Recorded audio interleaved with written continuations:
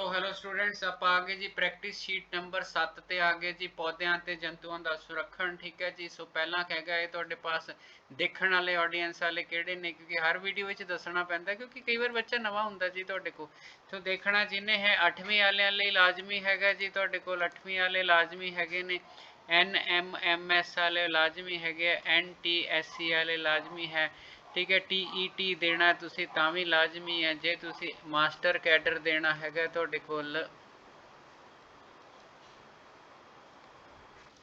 तां भी तुसी तुहानू ये हैल्पफुल ने तुहाडे कोल। ठीक है जी। सो ये सारी ऑडियंस रहेगी तुहाडे कोल। ठीक है जी। सो 8वीं का तो पक्का ही है ना, उन्होंने मैं सब तो पहला रखा NMMS चो 8वीं का लाजमी आंदा वो भी रखा, NTSC साइंस कितों भी आ जाती है तुहाडे कोल। ठीक है जी।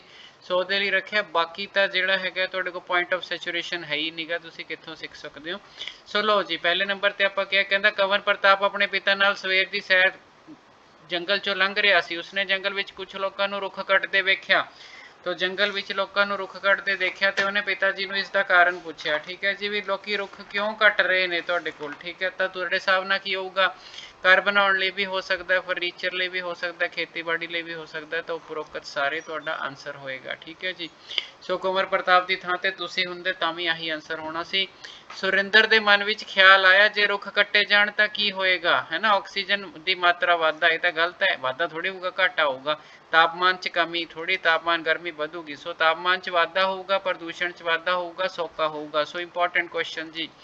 ਠੀਕ ਹੈ ਜੀ। ਉਸ ਤੋਂ ਬਾਅਦ ਅੱਗੇ ਆਇਆ, ਮਹਿੰਦਰ ਦੀ ਜੰਗਲ ਅਤੇ ਜੰਗਲੀ ਜੀਵਨ ਵੇਖਣ ਦੀ ਇੱਛਾ ਸੀ।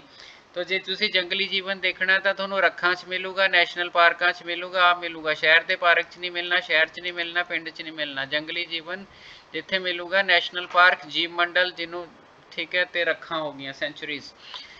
ਸੋ ਇਹ ਵੀ ਕੁਐਸਚਨ ਇੰਪੋਰਟੈਂਟ ਹੈ ਜੀ ਕਾਫੀ ਤੁਹਾਡੇ ਕੋਲ ਜਿਹੜਾ ਹੈਗਾ ਇਹ ਤੁਹਾਡੇ ਕੋਲ। ਸੋ ਆਪਾਂ ਆ ਗਏ ਕੁਐਸਚਨ ਨੰਬਰ 4 ਤੇ। ਕਹਿੰਦਾ ਹੰਸਰਾਜ ਆਪਣੇ ਸਕੂਲ ਦੇ ਟੂਰ ਵਿੱਚ ਜੰਗਲੀ ਜੀਵਨ ਵੇਖਣ ਲਈ ਗਿਆ। ਉਹਨੇ ਗਾਈਡ ਤੋਂ ਪੁੱਛਿਆ ਕਿਸੇ ਖਾਸ ਖੇਤਰ ਵਿੱਚ ਪਾਏ ਜਾਣ ਵਾਲੇ, ਠੀਕ ਹੈ, ਪੌਦਿਆਂ ਅਤੇ ਜੰਤੂਆਂ ਅਤੇ ਸੂਖਮ ਜੀਵਾਂ ਨੂੰ ਕੀ ਕਹਿੰਦੇ ਹਨ।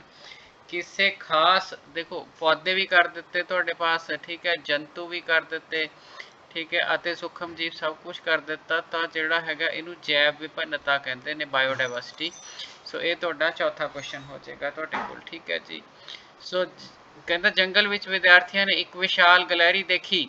ਠੀਕ ਹੈ, ਇਹ ਖਾਸ ਖੇਤਰ ਵਿੱਚ ਵੀ ਪਾਈ ਜਾਂਦੀ ਹੈ। ਜੇ ਖਾਸ ਖੇਤਰ 'ਚ ਕੋਈ ਖਾਸ ਚੀਜ਼ ਪਾਈ ਜਾਵੇ ਉਹਨੂੰ ਕਹਿੰਦੇ ਖਾਸ ਸਥਾਨਕ ਪ੍ਰਜਾਤੀ।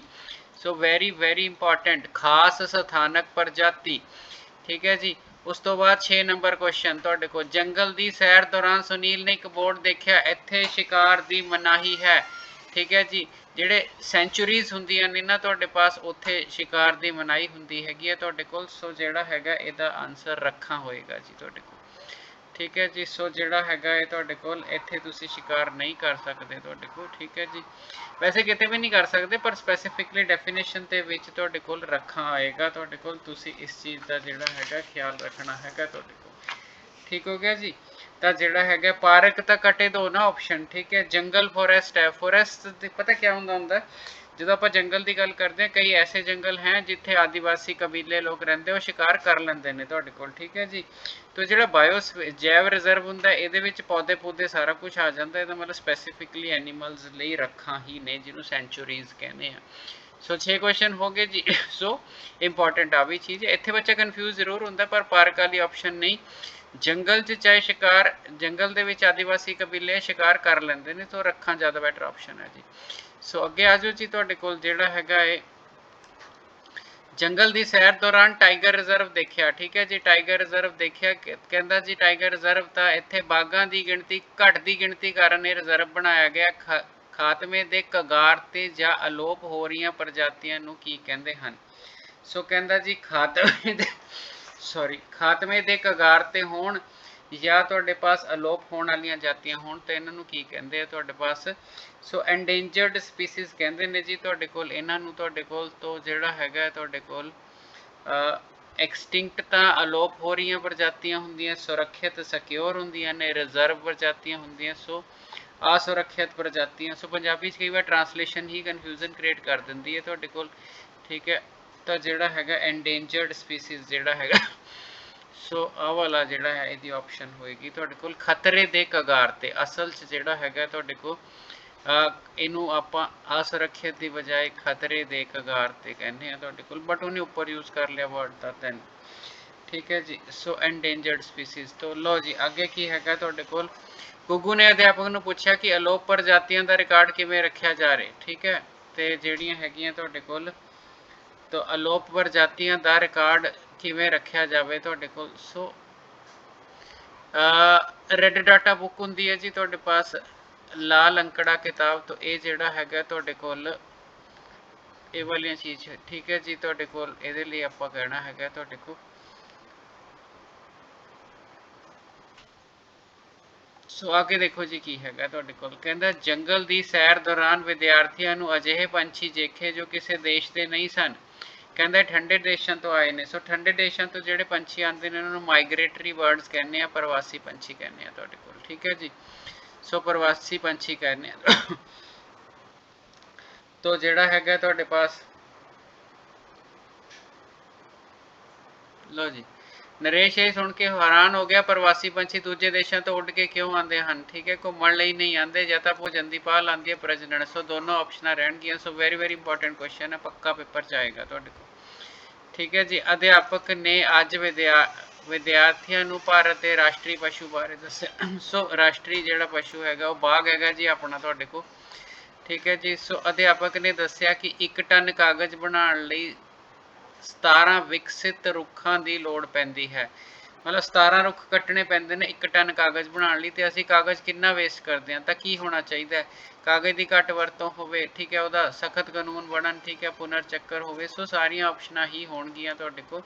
ਸੋ ਇਹ ਜਿਹੜਾ ਹੈਗਾ ਵੈਰੀ ਇੰਪੋਰਟੈਂਟ ਕੁਐਸਚਨ ਹੈ। ਸੋ ਅਗਰ ਤੁਸੀਂ ਬਿਲਕੁਲ ਕਾਗਜ਼ ਵੇਸਟ ਨਾ ਕਰੋ, ਅਗਰ ਅਖਬਾਰ 'ਚ ਇਸ਼ਤਿਹਾਰ ਵੀ ਆਉਂਦਾ ਤਾਂ ਉਹਦੀ ਪਿਛਲੀ ਮਤਲਬ ਪਿਛਲਾ ਪਾਸਾ ਸਾਫ਼ ਹੁੰਦਾ ਤਾਂ ਉਹਦੇ ਤੇ ਵੀ ਰਫ ਕੰਮ ਕਰੋ, ਉਹਦੇ ਤੇ ਵੀ ਸਵਾਲ ਕਰੋ ਤੁਹਾਡੇ ਕੋਲ। ਠੀਕ ਹੈ ਜੀ।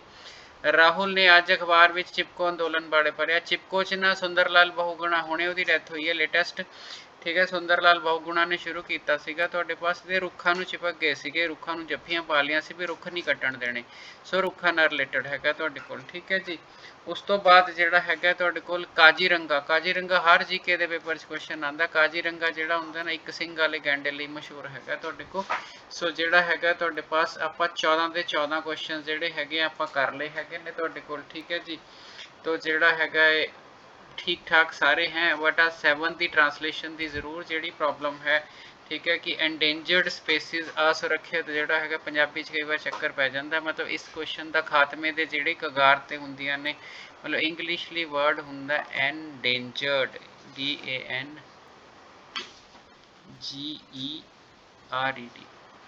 ਸਪੀਸੀਜ਼।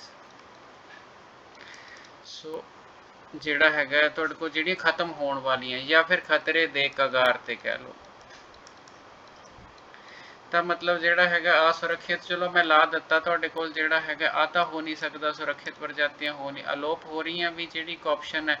ਇਹ ਅਲੋਪ ਹੋ ਰਹੀਆਂ ਜਿਹੜੀਆਂ ਹੁੰਦੀਆਂ ਉਹ ਐਕਸਟਿੰਕਟ ਹੁੰਦੀਆਂ ਐਕਚੁਅਲੀ, ਵੀ ਜਿਹੜੀਆਂ ਹੋ ਚੁੱਕੀਆਂ ਨੇ ਜਾਂ ਹੋ ਰਹੀਆਂ ਨੇ। ਸੋ ਇਹ ਕੁਐਸਚਨ ਦੇਖ ਲੈਣਾ, ਪੰਜਾਬੀ ਦੀ ਟਰਾਂਸਲੇਸ਼ਨ ਦਾ ਚੱਕਰ ਹੈ। ਬਾਕੀ ਸਾਰੇ ਕੁਐਸਚਨ ਬਿਲਕੁਲ ਓਕੇ ਹੈ ਤੁਹਾਡੇ ਪਾਸ, ਕਿਉਂਕਿ ਸਿੱਧੀ ਟਰਾਂਸਲੇਸ਼ਨ ਹੋ ਰਹੀ ਹੈ। ਠੀਕ ਹੈ ਜੀ, ਤੁਹਾਡੇ ਪਾਸ ਆਪਾਂ ਮੁਕਾਉਣ ਲੱਗੇ ਆ ਇਹ। ਫਿਰ ਤੁਸੀਂ ਕੀ ਕਰਨਾ, ਅਗਰ ਅੱਛਾ ਲੱਗਿਆ ਹੈ ਤਾਂ ਸ਼ੇਅਰ ਜ਼ਰੂਰ ਕਰਨਾ ਹੈ, ਚੈਨਲ ਵੀ ਜਿਹੜਾ ਹੈਗਾ ਸਬਸਕ੍ਰਾਈਬ ਵੀ ਕਰਨਾ ਹੈ। ਠੀਕ ਹੈ ਜੀ।